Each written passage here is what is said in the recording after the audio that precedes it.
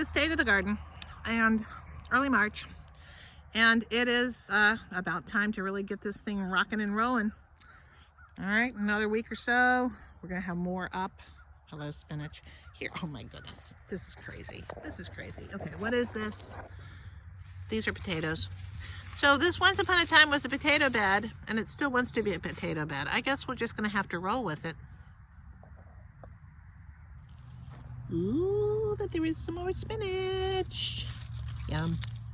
First thing I'm gonna do is plant this long bed here. And this is gonna be Brassicas. I'm gonna put a cover over it to try to keep out all those dreaded little white caterpillars.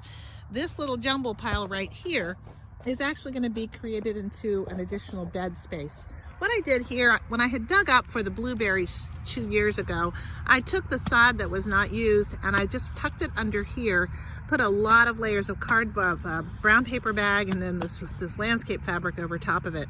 The idea is I wanted the weed seeds to die and the grass seed to die, and I wanted all of the organic material in there to compost down, and my thought was I would use it for garden soil, but I thought, well, why not just extend this long bed right down to here. Oh yum, there's some cilantro. Oh, I love the way that smells. This overwintered even through the big freeze. All right, so what's going to be new down here? I have an archway here. Oops, there's a bright sun.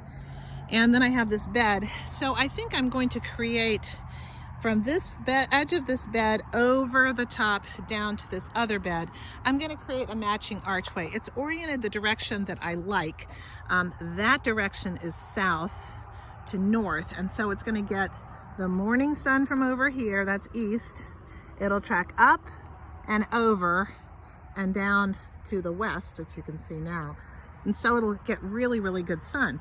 It'll also provide a little bit, because the arch is going to be fairly wide, it should provide a little bit of space in here that's somewhat shaded, and I'm hoping that I can get some lettuces and things that don't do so well in the heat growing there.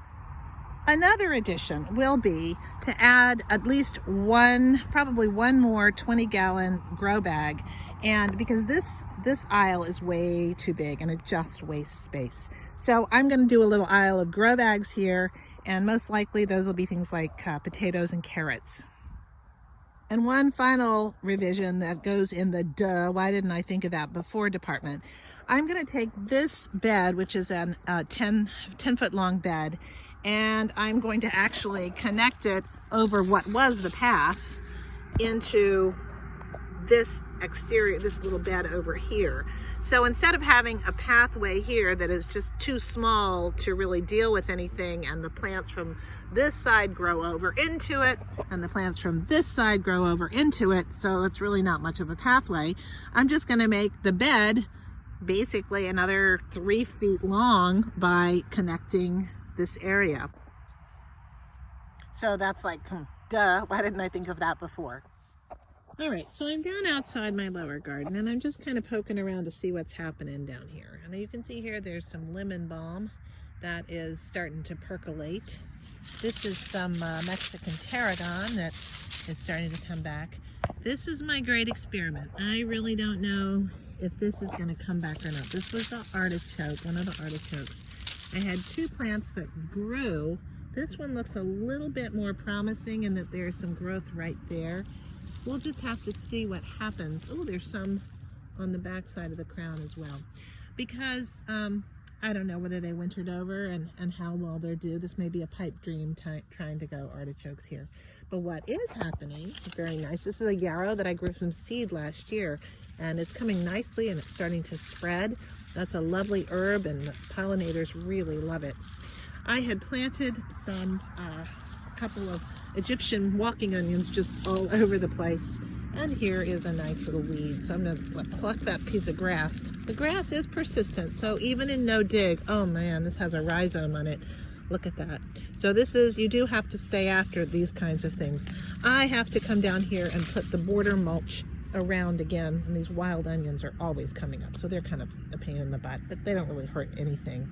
So I will be coming down here and just remulching the perimeter of this. This is just some hay that I piled here in the fall, I guess in the summer, fall I guess, and just let it sit. my goal is to make this area be another planting space so that this area and the outside of the garden will be all planted. On the left, mainly with flowers and herbs, and on the right, I have a row of blueberry plants, and I'm going to come and I mulch this down as a pathway between because it was such a hard thing to mow last year. And I think I'm going to put a little bit of a wider border here on this side so that I can protect these. I'm going to be putting these big wire things around, and I'm considering doing a little fence around this blueberry space as well. As you can see, even in no dig, even through mulch, even when you put down cardboard, you will have some persistent grasses and weeds that you'll have to contend with. And you try to get them when they're early, as I'm trying to do here. This one is very persistent, so I'm going to have to come in and really work at that one because it really wants to live. Over you go. Okay, so what else is going on out here? Out here, oh, here's somebody coming back to life. You know what that is? That, I think, was a snapdragon. Here's another really gorgeous yarrow. I love the way that smells. And here is, I can't remember what the name of that flower is, but it'll come to me. Oh, it's a phlox. That's what it is. So I took the leeks that went flying across the yard and prematurely planted them. As I said earlier, I got German, American, and French leeks all jumbled up together. We'll see if they survive here. So that's that. These are the walking onions. They're doing great. And these garlics are really starting to take off. So I'm going to come down probably before too long and give them a nice drink of probably Neptune's Harvest, just to give them a nice foliar treat and a little munchy meal to get them going and celebrate spring. Okay, so what are my plans for this year? You know, I always say I'm not going to do anything too drastic, and I'm not going to do anything terribly drastic.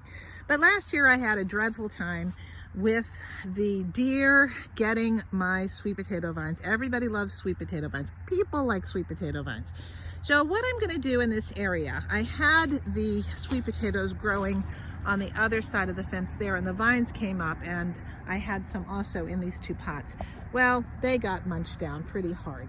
So I am going to actually take advantage of this entrance archway here, and I think I'm going to put some kind of barrier fence type of thing. It's, you know, I'm not into the ornamental here. I'm into the practical. So I'll probably just do a regular fencing and fence in this corner.